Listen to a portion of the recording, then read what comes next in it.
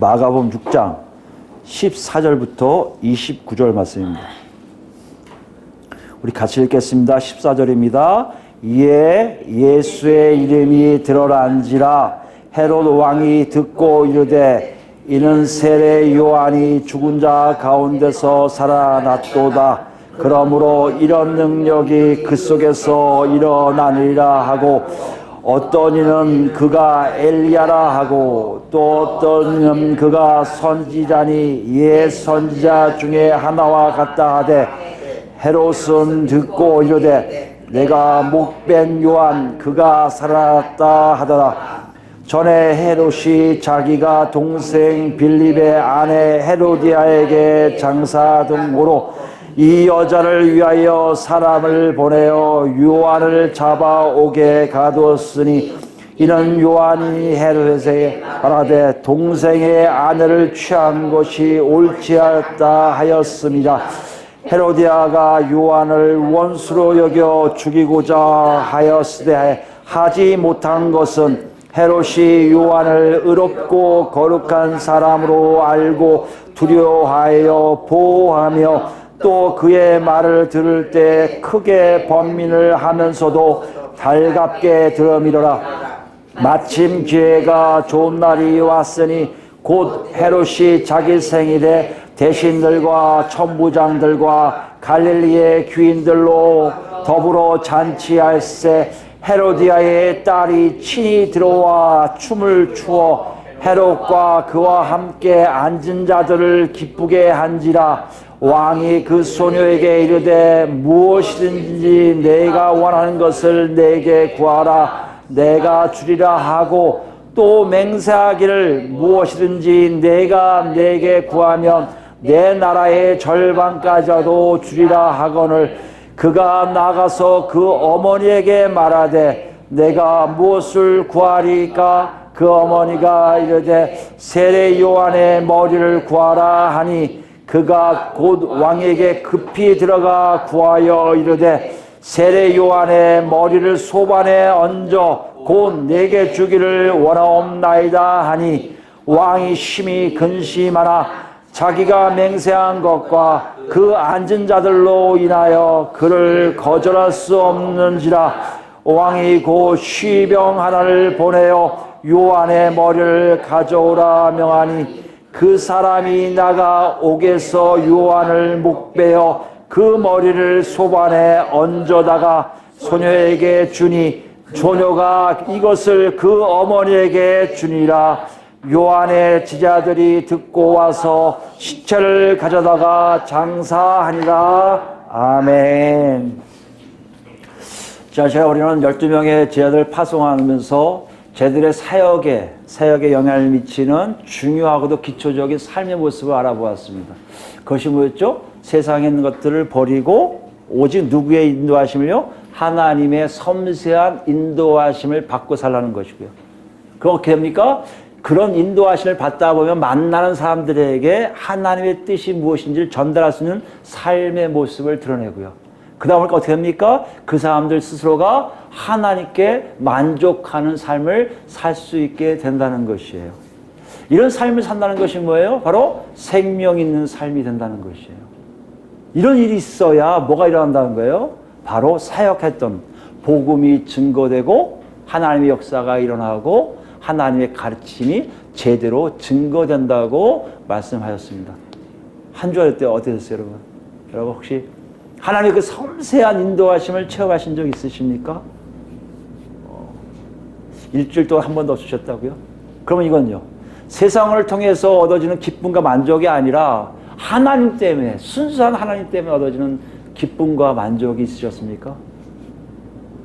우리에게 있어야 된다고 말씀했어요. 마가는 우리에게 이렇게 얘기하고 있습니다.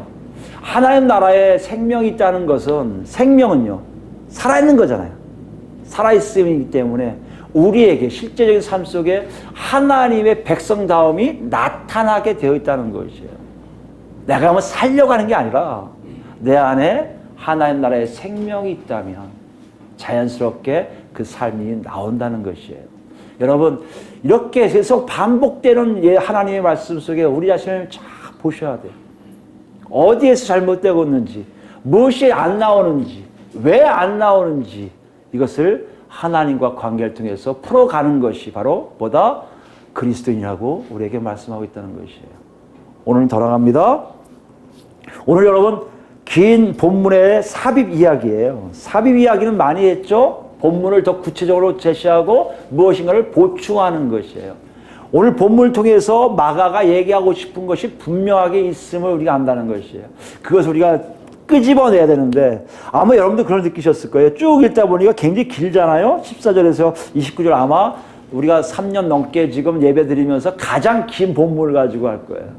이렇게 해본 적이 없을 거예요. 아마 읽으시면서 그럴 거예요. 우리 목사님 저거 한 5주에 또 걸쳐서 하는 것이 아닌가? 뭐 이런 생각 할 수도 있는데 그렇게 긴 내용이에요. 근데 여러분 보시면 알겠지만 혹시 여러분 중에 영화 보신 분도 있을 거예요. 옛날에 그 성탄절 특집으로 해서 나온 영화인데 요 14절 29절 내용 가지고 영화를 본 적도 있습니다. 제목이 아마 살로메인가 그랬을 거예요. 살로메. 거기서 우리는 내용을 쉽게 이해할 수 있어요. 아, 이거 다 아는 내용이에요.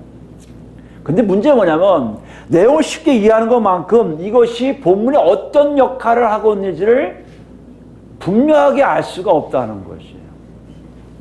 분명히 세례 요한이 이렇게 됐구나, 춤을 춰서 이렇게 됐구나 알고 있는데 이것이 마가가 이것을 통해서 우리에게 뭘 전달하고 있는지를 제대로 구별하기가 내용을 이해한 것만큼 쉽지가 않다는 것이에요. 이럴수록 어떻게 하나 여러분? 이제 아실 거예요. 문맥에 더 치중해야 한다는 것이에요. 문맥 안에서 이 마가의 의도를 끄집어내는 것이 중요한 것이에요. 우리가 이걸 보면 알겠지만 여러분 과거에 우리가 마가복음을 한 지가 작년 6월달에 했으니까 그쯤에 7, 8월쯤에 아마 7월달쯤 되지 않았을까 싶은데요. 1장 14절 말씀에 이렇게 나와요. 요한이 잡힌 후 그 다음에 예수님이 등장하시는 장면이 이렇게 나오는 기사에 써 있어요. 어떻게 보면 우리가 생각할 때 그때 1장 14절에 요한이 잡힌 후에 다음에 오늘 본문이 나왔으면 더 이해가 쉬울 텐데 마가는 거기다 안 쓰고 있다는 얘기예요. 거기다 안 쓰고 오히려 오늘 본문에 썼다는 거예요. 오늘 본문은 어떤 문맥을 갖고 있습니까? 12명의 제자들을 파송하는 문맥이에요. 12명의 제자를 파송해서 너희들은 어떻게 살아야 돼? 그 다음에 어떤 사역을 해야 돼? 이렇게 권능과 권위를 다 주신 사역들 하는 중간에 삽입한 이야기란 말이에요. 다시 얘기하면 마가는 오늘 본문 얘기하시고 예수님의 사역에 대해서 무엇인가를 얘기하려는 것이 아니라 제자들, 12명의 제자들의 사역에 대해서 무엇인가를 보여주기를 원했던 거예요. 예수님에 대한 것이 아니고 제자들에 대한 것이구나. 다시 얘기하면요. 생명의 삶을 살고 있는 사람들. 하나님 나라의 생명이 있어서 정말 하나님 원하시는 삶을 기본적으로 하고 하나님 원하시는 사역을 하고 있는 제자들에게 무엇인가를 전달하고 있다는 것이에요. 그것을 우리가 같이 알아볼까 합니다. 14절 말씀 보시면요. 이에 예수의 이름이 드러난지라. 예수 이름이 드러나니까 제자들에 의해서 예수 이름이 드러났다는 것은 더 예수님에 대해서 많은 사람들이 알게 됐다는 것이에요. 그러면 예수님에 대해서 뭔가를 얘기할 것 같은데, 근데요, 마가는요, 예수의 이름이 드러났다는 걸 얘기한 다음에 바로 어떤 한 인물에 초점을 맞추고 있는 걸 볼 수 있어요. 그게 누굽니까? 바로 14절에는 세례 요한이에요. 세례 요한을 이렇게 끄집어내서 예수님이 아닌 세례 요한에 대해서 얘기하는 게 나와요. 세례 요한에서 왜 나오고 있을까? 12제자의 파송의 삶과 사역이 세례 요한의 사건과 연결이 있음을 우리가 알 수 있다는 것이에요. 이거 놓치시면 안 돼요. 뭐가요? 12명의 제자의 삶과 사역이 세례 요한의 사건과 관계되었다는 것이에요. 그럼 마가는 세례 요한 사건을 어떻게 그리고 있는지를 우리가 봐야 될 거 아니에요. 그죠? 근데 희한한 건요. 여러분 쭉 읽어보면 알겠지만 세례 요한의 사건인데 세례 요한은 나오지가 않아요. 만약에 영화를 찍는다면 세례 요한은 가짜 소품이겠죠. 머리만 잘린 거를 쟁반 위에 올리면 얼굴만 나와요. 몸도 안 나오고 세례 요한에 대해서 안 나오질 않아요. 대신 세례 요한 사건에 마가가 얘기하고 싶은 어떤 것을 위해서 새로운 인물들이 막 나오는데 그 인물들을 통해서 세례 요한 사건을 어떤 것인지를 규명하고 있다는 것이에요. 이게 흥미진진한데요. 우리 같이 보면요. 누가 나옵니까? 첫 번째 헤롯이에요. 헤롯. 성경 14절에 헤롯 왕이 되는데 원래 왕은 아닙니다. 왕이라는 표현은 잘못됐는데 하여튼 마가가 그냥 자기가 왕이 하니까 왕을 썼던 것 같아요. 근데 헤롯이라면요, 우리 많은 헤롯을 만나요. 첫 번째 헤롯이 누굽니까? 예수님이 탄생 때 있던 정말 대왕을 써요. 헤롯이 많으니까 헤롯 대왕이라는 존재가 하나 있습니다. 이 사람이 누구냐면 로마로부터 이 팔레스타인 지역을 다스리라고 왕으로 임명된 사람이에요. 이 사람이 죽으면서 자기가 다스렸던 땅을 아들들에게 물려줘요. 근데 물려주는데 희한하게 자기 이름 헤롯을 다 붙여버렸어요. 그래서 다 헤롯이에요. 헤롯. 손자도 헤롯 막 이래요. 여기 나와 있는 헤롯은 그 아들이에요. 그 아들 중에 여러분 누가 보면 헤롯 안디바라고 표현했을 겁니다. 헤롯 안디바. 정확히 얘기하면 헤롯 안티파스입니다. 헤롯 안티파스라는 사람이 바로 오늘 여기 나오는 헤롯이에요. 이 사람이 어떤 사람은 갈릴리와 어디요? 베레아 땅 아시죠? 베레아를 다스리라고 임명된 영주예요. 그냥 분봉왕이라고 표현되어 있죠. 분봉왕이 왕이 아니라 그 영주예요. 그냥 뭐죠? 성을 지키는 어떤 한 영주처럼 봉건족에 보면, 봉건지대에 보면 그런 것처럼 한 영주입니다. 자기가 속해 있는 영을 가지고 있는 사람이라는 얘기예요. 근데 그 사람인데 이 사람이 나온 이유는 딴 게 아니에요. 세례 요한과 관계가 되어서 나와요. 세례 요한과 어떤 관계가 나옵니까? 16절 보니까 그 사람이 요한을 죽여요. 그죠? 세례 요한을 죽이는 게 누구라고요? 바로 헤롯이에요. 그러니까 헤롯이라는 사람이 나오지만 헤롯은 누구예요? 요한을 죽인 사람으로 나오고 있다는 것이에요. 요한을 죽였다 하니까 분명히 어떤 사건이 있을 것이다. 그래서 모든 것이 예수님에 대한 얘기가 아니라 그 사건을 가지고 쭉 마가는 정리하고 있다는 것이에요. 그럼 우리가 왜 어떻게 죽였는지를 자세하게 한번 볼 수가 필요가 있다는 거예요. 본문을 통해서요. 헤롯이 그 요한을 죽인 이유는 뭡니까? 여기 보니까 17절 보시면요. 자기 동생 빌립의 아내 헤로디아에게 장가를 드려요. 동생 아내 헤로디아. 그러니까 마치 빌립이 죽은 후에 데려온 것처럼 보이는데 그렇지 않아요. 여기서 빌립도 뭡니까? 원래 헤롯 빌립이 1세예요. 헤롯 빌립 1세. 근데 마가가 헤롯자를 자꾸 붙이면 헷갈리니까 안디바에게만 안티파스에게만 헤롯 붙이고 이 빌립에게는 헤롯을 안 붙인 거예요. 그러니까 헤롯 대왕의 아들이에요. 그 헤로디아는 누구냐? 헤롯 대왕의 아들의 딸이에요. 이상하죠? 헤롯 대왕은요 10명의 아내를 뒀어요. 10명의 아내를 둬서 다 이복 관계가 많아요. 이복 형제들이 많이 있습니다. 어떻게 보면 여기 나온 헤롯도 그렇고요. 동생 빌립도 지금 누구하고 결혼한 거예요? 자기 조카하고 결혼한 거예요. 좀 약간은 옛날 왕족들이 근친을 했으니까 괜찮다 할지 모르지만 그 정도로 이상합니다. 그러나 더 중요한 건 뭐예요? 이 헤롯 안티파스가 헤로디아를 보고 반해요. 헤로디아도 헤롯 보고 반해서 둘이 뭐예요? 서로 유혹을 하고 간음을 합니다. 간음한 다음에 서로 이혼하자고 종용을 해요. 그래서 헤롯도 이혼하고 빌립하고도 이혼을 해요. 이것이 그 유대인 땅에 다 퍼진 유명한 사건이 되어버렸어요. 유명한 사건이 되니까 어떻게 됩니까? 세례 요한이 그것은 분명히 율법에 잘못된 거거든요. 있을 수가 없어요. 형제의 아내를 취하지 말라고 되어 있거든요. 이건 더러운 일이라고 되어 있거든요. 그러니까 그걸 야단친 거예요. 야단치니까 어떤 일을 합니까? 헤롯이 요한을 잡아넣어버려요. 잡아넣는 누구 때문에 잡아넣었다고 했어요? 그녀를 위하여. 그녀를 위해서 잡아넣어버려요. 근데 여기 보면 알겠지만 그 다음에 더 죽이지를 않아요. 여기 나옵니까? 20절 보면 헤롯이 요한을 의롭고 거룩한 사람을 알고 두려워서 보호하기 시작해요. 참 이해가 안 가는 사람인데. 근데 어떤 일을 합니까? 헤로디아는 그렇지 않아요. 죽이고 싶은 거예요. 죽이고 싶어서 나중에 어떤 것을 기회를 봤는데 여러분 잘 아시면 21절에 마침 기회가 좋은 날이 왔으니 이걸 여러분 하나님이 그렇게 쓰는 게 아니라 누구에게 좋은 거예요? 헤로디아에게 좋은 기회예요. 헤로디아에게 좋은 기회가 온 거예요. 어떤 일을 합니까? 생일잔치를 벌이게 되고 생일잔치에 자기 딸을 춤추게 해요. 자기 딸을 춤추는 걸 보고 현재 아내의 딸이 춤추는 거 보고 헤롯이 반해요. 반해서 나라의 절반도 주겠다고 맹세를 해버려요.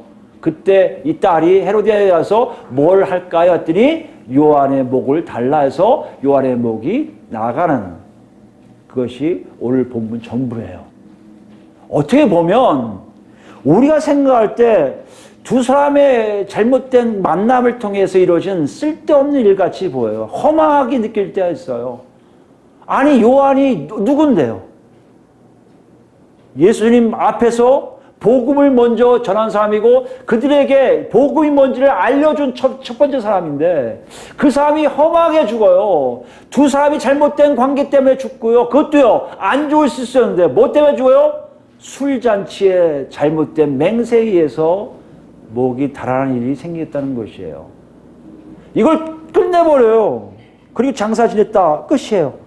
여러분 한번 생각해 보세요. 대체 마가는 뭘 전달하려고 유력했을까? 제 아들의 사역과 이 사건이 어떻게 연결되길래 이렇게 얘기했을까? 물론 세례 요한과의 관계를 얘기해 보니까 세례 요한이 죽었다? 죽음은 위험한 걸 얘기할 수 있다. 이럴 수 있죠. 우리 한 번 더 문맥을 들어가 볼 수 있단 말이에요. 12 제자들이 지금 사역하는 데가 어디예요? 갈릴리예요. 갈릴리. 갈릴리의 지금 영주가 누구예요? 헤롯이에요. 아, 그러면 지금 12명 제자들이 사역하는 장소가 그렇게 넉넉한 곳이 아니구나를 알 수 있어요. 평안한 곳이 아니구나를 알 수 있어요. 아니, 더 나가세요. 그곳은요, 위험한 곳이에요. 위험해도요, 절대적으로 위험해요. 왜요? 세례 요한을 죽인 사람이 그들을 가만히 두겠냔 말이에요. 이걸 지금 마가는 12명의 제자의 상황을 설명하고 있어요. 왜 할까요? 독자들에게 뭔가를 전달하고 있죠. 독자가 누구예요? 또 얘기하지만 로마 교회에 있었던 박해와 어려움을 당한 그리스도인들이에요. 그들은 왜 박해를 당했는지, 왜 어려움을 당한지 모르고 있었는데 마가는 그들에게 얘기하는 거예요. 너희 삶에 세례 요한이 죽은 것처럼 너희 왕한테, 로마의 왕한테 너희도 그렇게 순환을 당하고 있음을 위로하고 있다는 것이에요. 여러분 여기서 한번 생각해 볼 게 있어요. 야, 정말 제자로서 사는 것이 위험하구나. 특히 복음을 증거하는 것, 남에게 하나님의 살아계심을 증거하는 것, 남에게 하나님 나라와 하나님을 가르치는 것, 이것이 그렇게 쉬운 얘기가 아니구나. 위험한 일일 수 있구나라는 것을 지금 마가는 제자들을 통해서 독자들에게 전하고 있다는 것이에요. 그러니까 한번 생각해 보세요, 여러분. 이 땅에 있는 사람들이 원래 이 12제자들에게 낯선 땅이었나요? 아니요. 자기들이 살던 곳이에요. 자기들 떵떵거리고 그냥 편하게 살다 억울하게 죽을 수 있을 삶이 될 수도 있지만 지금처럼 뭐 법제되지 않아서 왕 마음대로 죽일 수 있으니까 된다면 그럴 수도 있지만 그런 것이 아닌 전혀 관계가 없으니까 왕에 의해서 피해를 볼 이유가 없는 사람들인데 이들이 피해를 봤단 말이에요. 누구처럼요. 로마에 살고 있는 크리스천들이 이들이 이 네로라든지 로마 왕들에게 피해를 볼 이유가 없는데 피해를 보고 있는 것과 같다는 얘기예요. 왜 피해를 봅니까? 왜 이렇게 위험에 처하게 됐습니까? 단 한 가지 아니에요? 이들이 누굴 만났기 때문이었습니까? 예수 그리스도를 만났기 때문 아니에요. 마가는 지금 독자들에게 이걸 얘기하고 있어요. 12제자도 예수를 안 만났으면 복음을 증거하지 않았을 것이고 복음을 증거하지 않았으면 세례요한같이 위험에 처하지 않을 수 있었을 텐데 그들이 예수를 만나서 예수님의 권위와 권능을 받고 복음을 증거하고 있을 그 상황은 세상 사람들 볼 때 특히 그 왕들에게 볼 때는 죽음을 당할 수 있는 위험에 처할 수 있다는 것을 보여주고 있다는 것이에요. 여러분 한번 생각해 보세요. 예수 믿는 게 위험한 겁니까? 우리는 그렇게 생각 안 하잖아요. 예수 믿으면 위험하지 않다고 생각해요. 왜 그럴까요? 거꾸로 한번 생각해 보세요. 우리가 복음을 제대로 증거하지 못하고 하나님의 역사를 제대로 보이지 못하고 하나님 나라가 뭔지를 제대로 가르치지 않아서 오히려 우리가 편안하게 살고 있는 것이 아닐까요? 우리에게 생명이 없어서 하나님이 주신 생명이 없어서 그 생명이 우리를 막 움직이지 않아서 우리가 이렇게 평안하게 살고 있는 것은 아닌가요? 아니 오히려 우리 요새 한국교회는요 더 세상을 향해서 떵떵거리고 어떻게 보면요 한국교회가 더 위험하다고 얘기하는 사람이 많이 있어요. 한번 생각해 보세요 여러분. 정말 왜 이렇게 예수를 만나면 위험하게 될까요? 오늘 마가는 우리에게 그것을 질문하고 있어요. 오늘 얘기가 우리에게 그것을 또 힌트를 줘요. 왜 위험할 수밖에 없는지를. 다시 얘기로 오면요. 오늘 얘기를 쭉 읽다 보면 알겠지만 여러분이 흐름을 보면 알겠지만요. 무엇인가 모르게 헤롯가에서 헤롯에 있는 얘기가 좀 약간 공통점이 있어요. 그 공통점을 보면 먼저 헤롯을 보면요. 왜 헤롯이 이런 짓을 해야 됩니까? 왜 세례요한께 죽이게 됐죠? 의도했나요? 처음부터 내가 세례요한 죽여버리겠다? 아니에요. 뭐로 시작한 거예요? 자기가 이복 동생 와이프를 사랑함으로 시작한 거 아니에요. 그리고 그걸 결혼했기 때문에 시작한 거 아닙니까? 자기 아내가 없어서요? 아니 있었다니까요. 나중에 그 아내가 이혼한 것 때문에 옛날 처가 식구들이 쳐들어와갖고 참패를 당해요. 전쟁에서. 그 정도로 수몰당하는 일을 당해요, 헤롯이. 그럼에도 불구하고 한 이유가 뭡니까? 탐욕하니까요. 내가 있는데도 또 갖고 싶은 거예요. 그 갖고 싶은 걸 가서 취했어요. 취하고 우리가 누가 기분 나쁜 거예요? 자기를 비난하는 사람이 기분 나쁜 거예요. 그게 누구예요? 세례요한 아닙니까? 세례요한을 가둬놨어요. 가둬놨는데요. 자 보세요, 여러분. 중요한 게 20절이에요. 다시 읽으면 의롭고 거룩한 사람으로 누굴요? 요한을 그렇게 여겼단 말이에요. 두려워하여 보호하고요. 그가 말할 때는 크게 번민하는 건 당황스럽다는 거예요. 저 사람이 나한테 왜 저런 얘기를 하지? 그러나요? 달갑게 들어요. 짜증은 나지만 듣던 사람이에요. 무슨 말입니까? 탐욕에 있었지만 세례요한을 죽이고 싶지는 않았던 거예요. 근데 놀라운 일이 생겼어요. 자기의 그 탐욕보다 더 큰 탐욕이 자기 안에 들어왔어요. 그게 누구예요? 아까 얘기한 자기 현재 아내의 딸이에요. 딸 모양이 너무 예쁘고 그 애를 또 소유하고 싶은 마음도 생길 거 아니에요. 거기에 자기도 모르게 빠져들고 자기도 모르게 빠져들어서 누굴 죽이게 됩니까? 세례요한을 자기 의지도 아닌데 보면 알겠지만 근심했지만 할 수 없이 죽이는 장면이 나오고 있습니다. 왜 위험하다고요? 세상 사람들은요.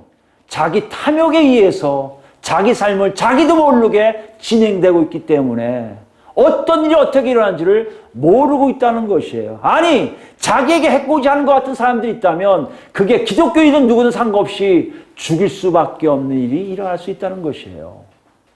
그게 또 하나 뭡니까? 헤로디아의 모습이에요. 헤로디아는요, 17절 보시니까 18, 19절입니다. 19절 보니까요, 원수 여겨요, 요한을요. 자기 결혼을 잘못했다고 얘기하니까.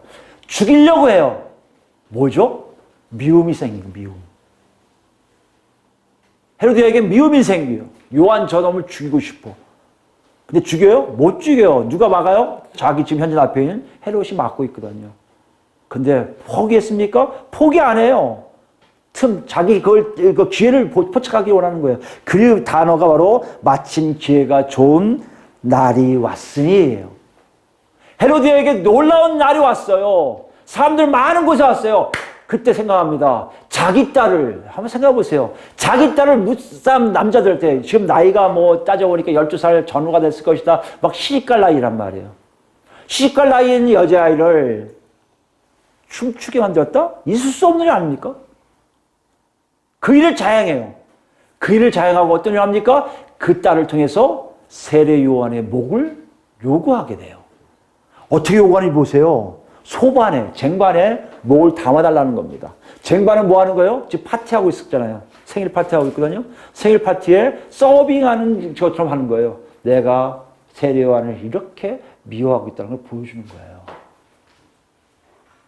헤로디아가 갖고 있었던 이 미움은 그 사람을 죽이기 위해서 모든 것을 다 동원해서 자기 딸까지 이용하여 세례 요한을 죽이는 힘이 있다는 것이에요. 헤로디아가 그 능력이 있나요? 아니요. 없는데도 그것을 이루기 하려고 모든 것을 다 투자하는 것이 보다 바로 헤롯가의 모습이요. 기독교인들이 맞이하는 세상의 모습이라는 것이에요.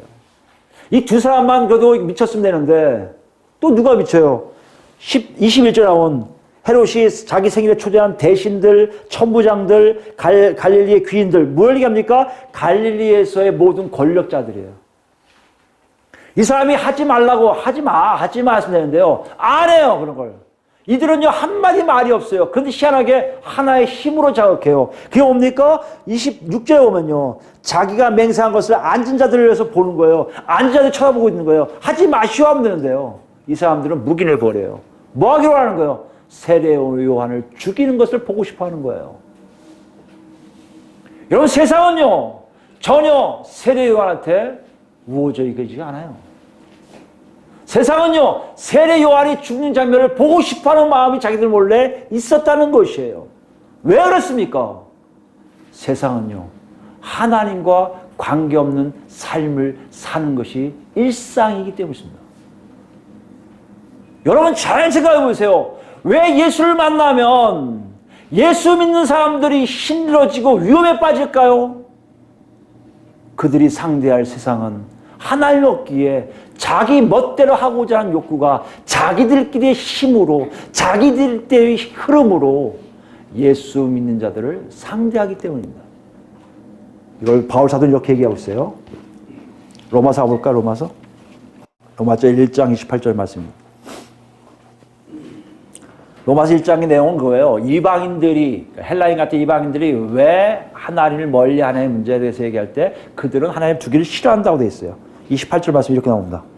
또한 그들이 마음에 하나님 두기를 싫어하며 하나님께서 그들을 그 상실한 마음대로 내버려 두사 합당하지 못한 일을 하게 하셨으니, 하나님이 없기에 합당한 일을 하지 못해요.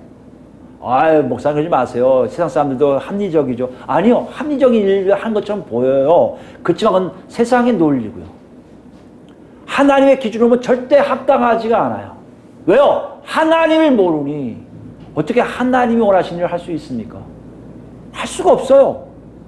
하나님 내버려 두신다? 내버린다는 건 뭐예요? 그들이 안 오니까 그들 내버려 둔 게 아니라 그들 스스로가 그런 식으로 가고 있음을 강조하고 있다는 것이에요. 그게 어떤 거예요? 곧 모든 불의, 추악, 탐욕, 악의가 가득한 자요, 시기, 살인, 분쟁, 사기, 악독이 가득한 자요, 수근수근한 자요, 남을 헐뜯는 걸 얘기합니다.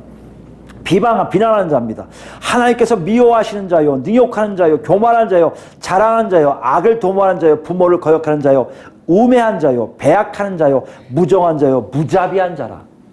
이게 세상에 있는 사람들의 모습이에요, 여러분. 나는 그렇게 안 하는데요. 착각하지 마세요, 여러분. 하나님과 관계 없으면 이 안에 다 들어가 있는 거예요. 우리가 그걸 알아야 정말 세상을 볼 수 있습니다. 근데요, 중요한 건요. 32절이요. 그들이 이 같은 일을 행하는 자는 사형에 해당한다고 하나님께서 정하심을 알고도 그런 잘못된 일을 하면 사형당해, 죽어야 돼, 죽어도 마땅해, 오자 난 지옥 갈 놈이야, 이런 사람 많잖아요. 알고 있단 말이다. 그래도 불구하고 어떤 일을 한다고요? 자기들만 해야 할 뿐만 아니라 또한 그런 일을 행하는 자들을 뭐요? 옳다느니라. 이게 세상의 흐름이에요. 세상 우리에게 볼 때 굉장히 녹록하고 모든 걸 다 될 것 같이 보일지 모르지만 우리가 예수를 만나고 나와 보니 그것이 다르고 있음을 알 수 있고요. 위험한 곳인 줄을 알 수 있고요. 그 흐름이 우리에게 위협적인 존재인 것을 알게 된다는 것이에요. 여러분 정말 그렇습니까? 정말 그래요? 우린 그것을 생각해 봐야 돼요. 우리가 정말 생명이 있으면요. 그것이 위협적인 거 알아요. 세상이 잘못된 거 알아요. 세상은 딱 하고 싶지가 않을 거예요. 왜 그러냐? 내 안에 진정 하나님 나라의 생명과 하나님이 계시기 때문에 그런 거 아니에요. 12제자의 삶과 세상의 삶이 구별되어 있음을 지금 마가가 독자들에게 보여주고 있습니다. 이게 정말 사실인가요? 여러분을 보셔야 돼요. 우리를 봐야 돼요. 사실입니다. 자, 요한일서 보시면 사도 요한은 이걸 이렇게 표기하고 있어요. 요한일서 2장입니다. 요한일서 2장 3절부터 볼까요? 요한일서 2장 3절. 우리가 그의 계명을 지키면, 우리가 예수님의 계명을 지키면, 예수님이 원하시는 것으로 살면 이로써 우리가 그를 아는 줄로 알 것이요. 여러분 잘 기억하세요. 내가 예수를 안다는 것은요, 내가 예수의 뜻대로 살고 있음을 안다는 것이에요. 절대 여러분이 예수의 뜻대로 안 살면서 나 예수 알아? 거짓말이라는 것이에요. 이건 여러분, 교리니까 그렇지. 아니야. 그게 아니에요. 실제로 살아계시기 때문에 그분이 명하신 대로 사는 것만이 그 살아계심을 알 수 있다는 것이에요. 사절 보세요. 그를 아노라 하고 그의 계명을 지키지 아니한 자는 거짓말한 자요 진리가 그 속에 있지 아니하되. 사도 요한이 굉장히 강력하게 얘기한 이유는 실제적으로 그런 사건들을 12제자는 분명하게 봤기 때문에 그래요. 12제자를 통한 또 제자들도 분명히 봤다는 것 아니에요. 왜요? 성령 하나님이 오셔서 예수에 대해서 알게 하기 때문에. 여러분 한번 생각하셔야 돼요. 아주 고민하셔야 돼요. 나는 정말 예수님을 알 수 있을까? 내가 알고 있을까? 그건 어떤 얘기예요? 여러분 삶에 예수를 만난 삶으로 나와야 된다는 얘기예요.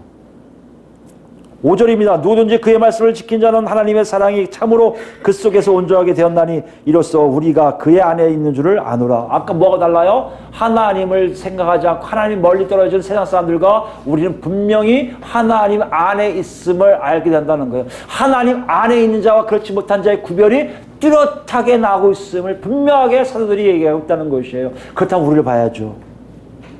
6절입니다. 그의 안에 산다고 하는 자는 그가 행하시는 대로 자기도 행할지니라. 사랑하는 자들아, 내가 새 계명을 너희에게 쓰는 것이 아니라 너희가 처음부터 가진 옛 계명이니 이 옛 계명은 너희가 들은 바 말씀이거니와 다시 내가 너희에게 새 계명을 쓰노니 그에게와 너희에게도 참된 것이라. 이는 어둠이 지나고 참빛이 벌써 비침이라. 뭐로 표현하고 있어요? 빛이에요.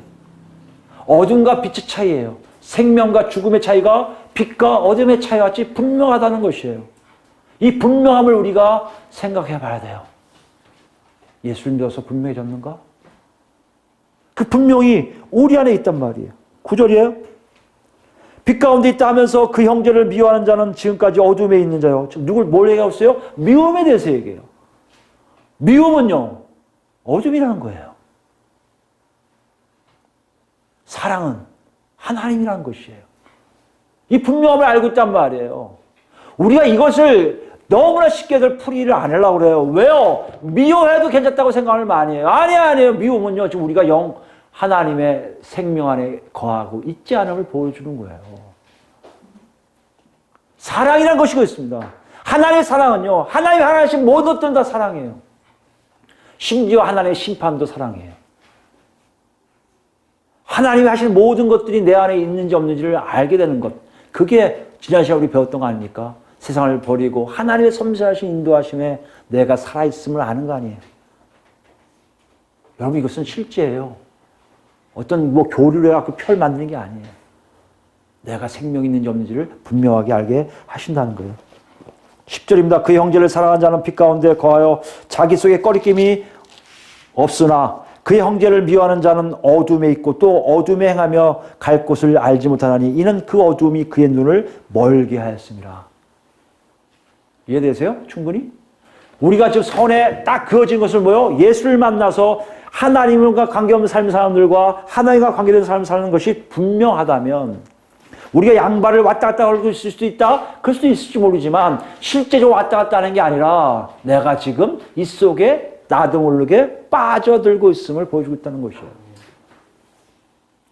여러분과 제가 정말 생명으로 살아있는지 아닌지를 계속해서 문맥 안에서 하시는 이유는 진정 그것이 있어야 내 삶이 바뀌기 때문에 있습니다. 그것이 없으면 바뀔 수가 없어요. 내가 한다고요? 할 수 없다니까요. 아까 헤롯이 있잖아요. 살려주고 싶은데 더한 탐욕이 들어와요. 헤롯이 같이 미움에서 막았는데 그 미움이 더 크니까 죽이려고 작정해버려요. 나도 컨트롤 못하는 일들이 내 안에서 일어나기 시작한다면 그것은 세상의 모습이라는 것이에요. 그러면서 뭐라고 하냐면 15절 보시면 우리가 잘 아시는 말씀이에요. 이 세상이나 세상에 있는 것들을 사랑하지 말라. 누구든지 세상을 사랑하면 아버지의 사랑이 그 안에 있지 아니하니. 세상과 떨어져 있으라고 얘기하고 있어요. 세상과 멀어지라고 얘기하고 있어요. 그 세상은 뭐라고요? 이는 세상에 있는 모든 것이 육신의 정욕과 안목의 정욕과 이생의 자랑이니 다 아버지께로서 온 것이 아니요 세상으로부터 온 것이 뭐요? 육신의 정욕, 안목의 정욕, 이생의 자랑 다 내가 갖고 있는 신체적, 육체적 관계로 있는 거예요. 내가 요구하는 거예요. 나도 모르게 나오고 있습니까? 이거 아버지 거 아니에요. 아버지 것은요 내 안에서 나오지가 않아요. 아버지 안에서 나오는 것이 따로 있으면 안 된다는 얘기예요. 아직 내 것이 아니냐? 아니요. 내 것이기 때문에 온다는 거예요. 내 것이 아니면요. 오지를 않아요. 이 분명함을 지금 말씀하고 계시는 거예요. 17절 보시면요. 이 세상도 그 정욕도 지나가되 오직 하나님 뜻을 행하는 자는 영원히 거하느니라. 자 보세요. 영원히 거한다는 게 무슨 말이에요? 영생 아닙니까?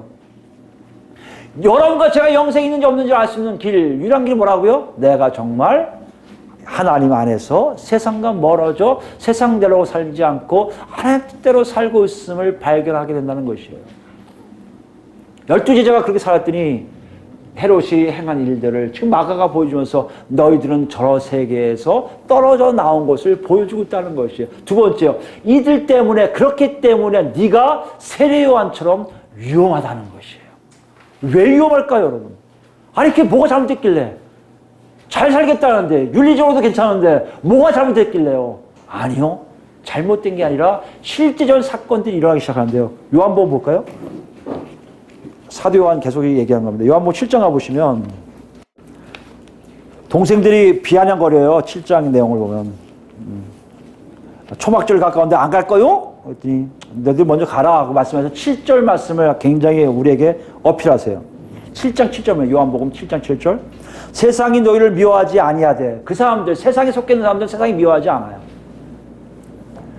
기독교가 세상과 친해지고 있다고요? 죄송하지만 기독교는 더 이상 기독교가 아닐 가능성이 많아요. 세상과 같이 갈 수 없어요. 왜요? 세상의 논리들은요. 탐욕과 미움과 아까 얘기한 모든 잘못됨이 하나님에 의해서 비춰지거든요. 이 나오시잖아요.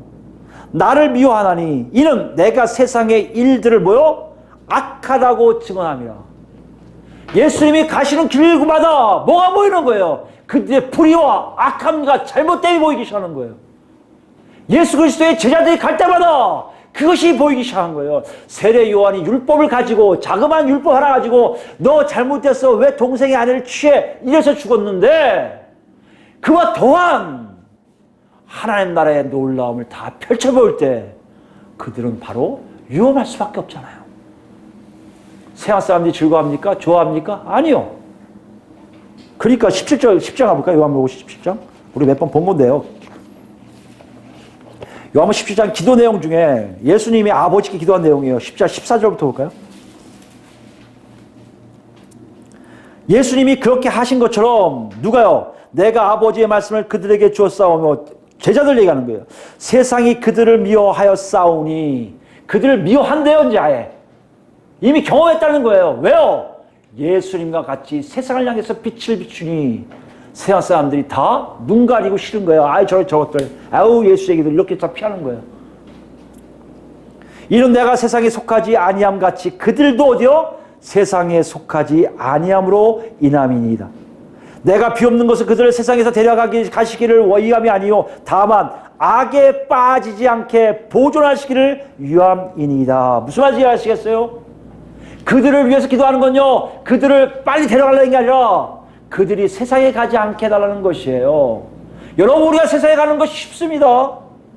근데 여러분 아셔야 돼요. 예수를 만나면요 우린 더 이상 세상에 속해 있지가 않아요. 16절 이렇게 얘기하잖아요. 내가 세상에 속하지 아니함 같이 그들도 세상에 속하지 아니하였사옵나이다. 여러분 생각해 보세요. 왜 위험하다고요? 세상에 속하지 않으니까 세상을 대해서 악이라고 자꾸만 증언하시니까 악이라고 우리가 보여주니까 그렇게 사는 게 아닙니다 왜 얘기하니까 짜증이 점점 100% 이상 나는 거예요. 이것이 예수 믿는 것이라고 얘기하고 있습니다. 오늘 이렇게 얘기하세요. 마가는요 우리를 통해 독자들에게요. 너희가 예수 믿는 걸 잘 알아야 돼. 예수 믿으면 이 땅에서 잘 먹고 잘 살고 평안하게 있다가 죽을 것 같지? 그거 아니야. 왜 지난 시간에 나그네라고 표현했습니까?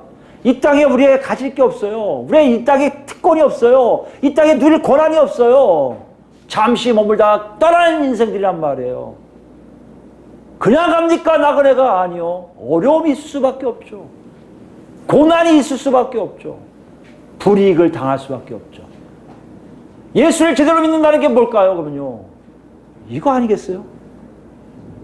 세례 요한이 자기가 하나님의 뜻을 제대로 증거할 때 자기도 생각하지 않은 아니 좀 멋있게 외치다가 저런 죽일 놈이야 하고 확 죽었으면 차라리 순교가 멋있었는데 감방에 가만히 앉아있다가 갑자기 어디 쉬자 어디 팍 친 거 아니에요. 나중에 알고 보니까 어떤 여자의 춤 하나에 자기 목이 나갈라 생각해 보십시오. 얼마나 허무해요. 그런 허무한 인생을 살아간 세례 요한을 볼 때 예수 믿는 사람 똑같다는 겁니다. 대우해 주겠지? 잘 되겠지? 예수 믿는 사람 건드려? 네 하나님의 진노가 있을 거야? 이런 엉뚱한 소리 하는 게 아니라 그렇게 살 수밖에 없게끔 세상과 우리는 별개라는 것이에요. 분리되어 있다는 것이에요. 우리 자신을 보시기 바랍니다. 근데요, 더 정확하게 봐야 돼요. 마가가 쓴 독자들 시대, 그때보다 우리에게 더 해야 한다는 말이 나와요. 앞으로 예수 믿는 사람들은요, 제대로 살 수 있는 환경이 아닐 가능성이 많아요.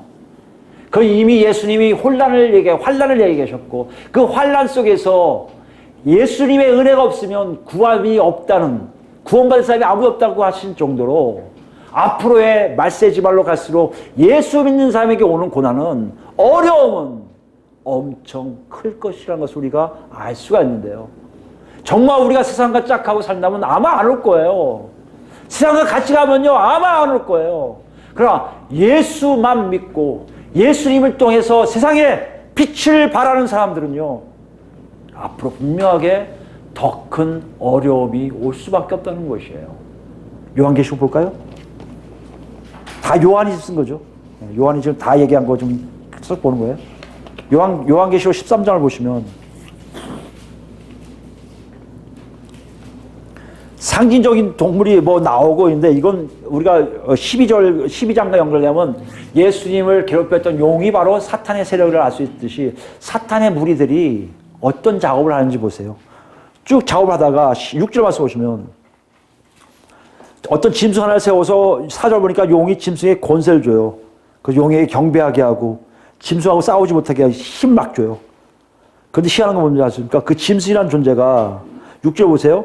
입을 벌려 하나님을 향하여 비방하되 그의 이름과 그의 장막 곧 하늘에 사는 자들을 비방하더라. 하나님의 백성들을 비방하기 시작해요. 이런 일이 일어난다고요? 일어날 것 같아요, 전혀.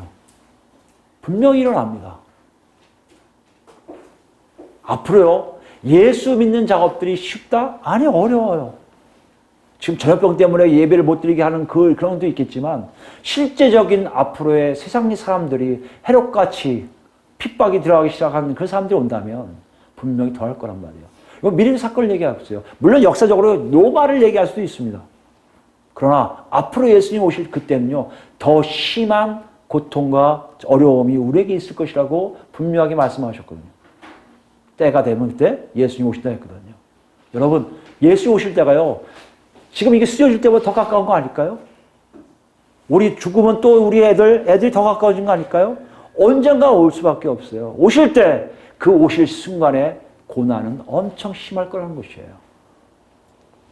7절입니다. 또 권세를 받아 성도들과 싸워 이기게 되고 각 족속과 백성과 방언과 나라를 다스리는 권세를 받으니 죽임을 당한 어린 양의 생명책에 창세 이후로 이름이 기록되지 못하고 이 땅에 사는 자들은 다 그 짐승에게 경배하리라. 무슨 말인지 이해하시겠어요? 예수를 믿는다고 아무리 고백해도요, 이때 되면 배신을 많이 한다는 거예요. 다 그 짐승에게 조아린다는 것이에요. 그런 거 아니야, 예수 믿는 거. 예수 믿는 거 세상 사람들 잘 어울려야 돼. 무슨 말 하는 거야? 난 세상 사람 갈 거야. 이런 사람들이 생긴단 말이에요. 아니, 그 입에서 하나님을 욕되게 하는데, 하나님을 욕하는데, 그들을 숭배할 수밖에 없는 상황으로 가게 돼 있다는 거예요. 문제가 뭔지 아십니까? 그런 사람들이 반드시 있는데, 그 사람들보다 구원이 없는 사람들에게, 지금 현재 우리가 알고 있는 수많은 예수 믿는 사람들 중에 많은 수가 창세전에 하나님 어린 양의 생명책에 기록되지 않은 사람들이 많이 있을 것을 우리가 알 수 있다는 것이에요. 여러분이 경고사인을 들으시기 바랍니다. 9절입니다. 누구든지 귀가 있거든 들을지어다. 사로잡힐 자는 사로잡혀 갈 것이요 칼에 죽을 자는 마땅히 칼에 죽을 것이니 성도들의 인내와 믿음이 여기 있느니라. 성도들이라면 믿음과 인내가 여기 있다는 게 뭡니까? 잡혀가더라도 칼에 죽더라도 예수를 배신하지 않는 상태. 그게 성도들이란 얘기예요. 여러분, 이것이 오늘 마가가 보여주고 싶은 장면이에요. 왜 그럴까요? 세례 요한이 죽은 것처럼 누가 죽으세요? 예수 그리스도께서 그렇게 허망하게 죽으세요. 죄가 없는 분인데 빌라도에 의해서 사람들이 죽이란 말에 십자가 못 박혀 죽으신 분이 우리 주 예수님 아닙니까? 그걸 하나님이 부활 승천시키셔서 다시 그 제자를 보낼 때 제자들도 똑같이 죄도 없는데 예수를 믿었다고 죽게 된 일들이 또 반복되는 거 아닙니까? 그게 이제 우리 몫이에요. 여러분, 오늘 이걸 얘기하고 있어요. 너희가 정말 12제자의 모습을 통해서 예수 믿는 것이 뭔지 아니? 예수 믿는 것은 이 땅에서의 나그네로 이 땅에 불이익 당해도, 이 땅에 고난을 당해도, 이 땅에 어려움 당해도 예수님이 가는 곳곳이면 무조건 쫓아가겠다는 사람들이 바로 12명의 제자요, 성도요, 교회라고 말씀하신다는 거 아니에요. 그래서 놓고요, 너희는 그러고 있니? 정말 생명이 있니? 생명이 있다면 세상을 볼 것이고 저게 세상이구나 하고 절대 발을 디디지 않을 것을 알 거예요. 없다고요? 분명히 여러분도 모르게 세상과 휘저으면서 내가 지금 세상에 살고 있는지 아닌지도 모르고 살고 있다는 거 아니에요. 이 분명함을 예수님이 알게 하시기 위해서 이 땅에 오실 것이고 그것을 또 갈라놓으시기 위해서 다시 재림하실 거란 말이에요. 이 사건에 지금 우리가 있음을 마가는 세례 요한의 죽음의 사건을 통해서 알게 하신다는 것이에요. 베드로전서 마지막 보겠습니다. 베드로전서 4장입니다. 마가에게 가장 영향을 많이 준 베드로 사도죠. 4장 1절 말씀 보시면 베드로전서는요, 정말 고난을 받을 것을 예상하고 그들에게 위로 겸 정신 바짝 차리라고 쓴 책이 베드로 전후에 가까워요. 그러니까 이 베드로 전서를 보면 앞으로 어려움이 엄청 세겠구나라고 알 수 있게끔 쓴 것이 많아요. 그러니까 굉장히 강력하고 간결해요. 우리가 알 수 있습니다. 1절 말씀 보시면요, 그리스도께서 이미 육체의 고난을 받으셨으니 너희도 같은 마음으로 갑옷을 삼으라. 이는 육체의 고난을 받은 자는 죄를 그쳤습니다. 여기 보세요. 이게 무슨 말인지 참 중요합니다. 육체의 고난을 받은 자는 죄를 그쳤습니다.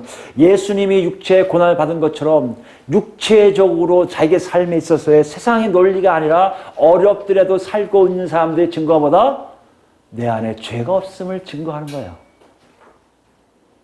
나 예수 믿었으니까, 나 세례 받았으니까, 나 책불이 이게 아니라 내 삶 자체가 예수님처럼 살기 위해서 세상에 있는 것들을 떼려고 애쓰는 장면들이 있을 때 내가 죄에서 그쳤음을 안다는 거예요. 2절입니다. 그로는 다시 사람의 정욕을 따르지 않고 하나님의 뜻을 따라 육체의 남은 때를 살게 하려 함이라. 뭐 하지 않는다고요? 사람의 정욕을 따라, 이거 세상이에요. 하나님의 뜻을 따라 사는 자가 된다는 것이에요. 3절입니다. 너희가 음란과 정욕과 술 취함과 방탕과 향락과 무법한 우상 숭배를 하여 이방의 뜻을 따라 행한 것은 지나간 때로 족하도다. 여러분 이거 잘 들으세요. 여러분 이 안에 있으면요 이렇게 얘기하시대. 이거 족한 걸 또 안 해, 또 안 해. 지난 건데 또 하고 있네. 이거 아셔야 돼요. 다 이런 거지 뭐. 은혜는 그래 봤는데 좀 하면 어때? 큰일 납니다. 그거 안 해요. 그건 우리에게 생명이 없다는 뜻이에요. 세상의 논리대로 살고 있다면 놀라셔야 돼요. 이거 아닌데 이거 왜 나한테 와? 이러셔야 돼요, 여러분. 그것이 성령 충만이에요. 성령 충만은 기적도 나오는 것도 있지만 그게 아니에요. 우리에게 알게 하세요. 이거 피할래, 이거 아닌데, 거 아니야, 내 거 아니야. 주여 왜 이거.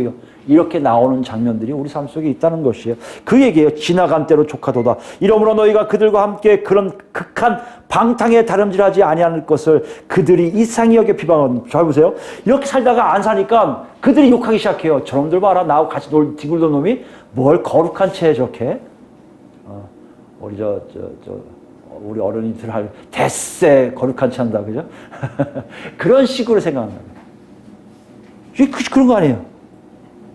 비여겨 비방하나 그들이 산자와 죽은 자를 심판하기로 예비하신 이에게 사실대로 구하리라. 나중에 오시면요 자기도 모르게 고백해요. 제가 잘못했습니다. 내가 악했습니다. 그것을 알게 하실 거예요. 이를 위하여 죽은 자들에게도 복음이 전파되었으니 이는 육체로는 사람으로 심판을 받으나 영으로는 하나님을 따라 살게 하려. 이거 앞에 있는 홍수에 죽은 사람들에 대한 예수님이 하신 작업을 다시 쓴 거예요. 그건 나중에 설명할 때 있으면 할게요. 7절 만물의 마지막이 가까웠으니 그러므로 너희는 정신을 차리고 근신하여 기도하라. 뭐요? 만물의 마지막이 가까웠으니 그러므로 너희는 정신을 차리고 근신하여 기도하라. 무엇보다도 뜨겁게 서로 사랑할지니 사랑은 허다한 죄를 덮느니라. 서로 대접하기를 원망 없이 하고 각각 은사를 받은 대로 하나님의 여러 가지 은혜를 받은 청천한 청지기같이 서로 봉사하라. 만일 누가 말하려면 하나님의 말씀을 하는 것 같이 하고 누가 봉사하려면 하나님이 공급하시는 힘으로 하는 것 같이 하라. 이는 범사에 예수 그리스도로 말미암아 하나님이 영광을 받으시게 하려 함이니 그에게 영광과 권능이 세세에 무궁하도록 있느니라. 아멘. 이 말씀을 잘 기억하셔야 돼요. 우리 삶이 하나님 안에 있음을 아는 자체의 모습이에요. 하나님 주신 능력 안에서 사는 것처럼 살라는 거예요. 내 힘으로 하지 마세요, 여러분. 내 힘으로 기도하지 마세요. 내 힘으로 봉사하지 마세요. 그거 봉사 안 한다고 교회가 더러워진다고 그게 중요한 게 아니에요. 중요한 것은요, 내가 정말 하나님과 동행하고 있는지 생명 가운데 있는지를 발견하는 거예요. 그 안에서 하나님이 하란다고 하셔야 돼요. 이거 하면 이거 하고 너 전도하면 전도하고 이것이 뭐다? 예수 믿는 자의 모습이라는 것이에요. 말씀 뵙겠습니다. 여러분, 우린 다 알아요. 알아요. 예수 믿었다면 정말 다 알아요. 근데 왜 아는 사람이 그렇게 못 살고 있을까요? 아직도 우리 안에 연민이 있는 거 아닙니까? 아직도 세상에 있는 어떤 것들이 좋아서 가고 있는 거 아닐까요? 오늘 마가가 이렇게 얘기해요. 그렇게 살다가는 너도 모르게 누군가를 죽이고 누군가를 미워하고 탐욕에 빠져 자기도 모르게 뭔가를 자꾸 차지하려고 하지 하나님의 뜻대로 살 수 없다고 얘기해요. 여러분 어디에 계실 거예요? 생명에 거하시겠습니까? 아직 없다고요? 예수 만나세요. 생명에 거하시는데 아직 힘이 없다고요? 성령 의지하세요. 예수 안에 생명 안에 살고 싶은데 내 안에 없다고요? 여러분 몸을 쳐 복종하세요. 그때 우리에게 진정한 하나님의 역사가 우리 삶 속에 펼쳐지는데 복음이 증거되고 하나님의 역사 일어나고 마지막에 뭐요? 가르침이 제대로 퍼진 삶을 우리가 살게 될 것입니다. 이런 삶을 다 사는 우리가 되길 예수 그리스도로 축원드립니다. 아멘.